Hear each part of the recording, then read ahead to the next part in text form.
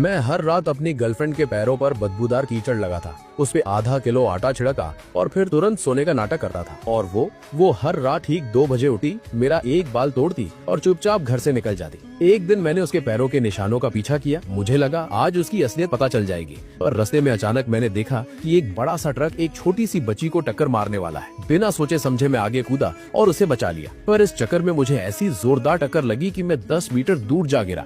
मेरी सांसें उखड़ रही थी, दिल की धड़कन रुकने ही वाली थी कि अचानक मेरे दिमाग में एक बर्फीली रोबोटिक आवाज गूंज उठी, डिंग।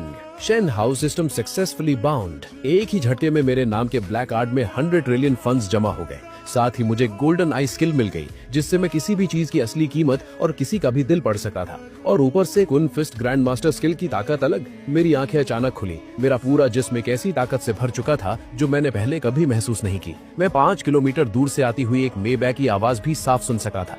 2 मिनट के अंदर वो काली मेबैक मेरे सामने आकर रुकी। कार से काले स्टॉकिंग्स पहने एक बेहद खूबसूरत औरत बाहर निकली और पागलों की तरह भीड़ की तरफ भागी। डुओ डुओ डुओ डुओ, तुम कहाँ हो?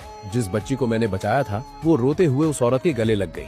जब उसे तसल्ली हो गई कि डुओ डुओ ठीक है, तो उसने अपनी आंसू भरी आंखों से मेरी तरफ देखा। सर, डुओ डुओ को बचाने के लिए शुक्रिया। मैं सू ग्रुप की सू वैंकिंग हूँ। आपको जो चाहिए बताइए, अगर इसमें मेरी सारी दौलत भी लग जाए तो मुझे परवाह नहीं। मेरी गोल्डन आइज ने तुरंत उसकी डिटेल्स मेरे सामने खोल दी। 25 साल की सू वैंकिंग, सू ग्रुप की जनरल मैनेजर और 800 बिलियन से ज्यादा की नेटवर्थ। आज से पहले इस शहर में अपनी किस्मत बदलने का ये मेरे लिए सबसे बड़ा जैकपॉट होता, पर अब तो मेरे 100 बिलियन भी सू फैमिली के आगे बहुत छोटी रकम थे। मैंने बस शांति से उसे देखा, एक छोटा सा जरूरत नहीं बोला और उस बारिश वाली रात में गायब हो गया। सू वैंकिंग मुझे जाते हुए घूरती रही और अपने असिस्टेंट को सीधा ऑर्डर दिया, मुझे 3 मिनट में इसकी सारी डिटेल्स चाहिए। ये मेरा जान बचाने वाला है, मैं इसे ऐसे गायब नहीं होने दूंगी। घर लौटकर मैंने दीवार पर लगी उन 2 तस्वीरों को देखा। गोल्डन आइज का मेमोरी प्लेबैक चालू हुआ और मेरे दिमाग के फ्यूज उड़ गए। मेरे माँ बाप की मौत के पीछे और किसी का नहीं, मेरी उस डायन सौतेली माँ वैंग क्वी फेन का हाथ था। और वो धोखेबाज चैन लू, वो हर रात चुपचाप बाहर निकलकर एक अमीर बाप के बेटे से मिलती थी।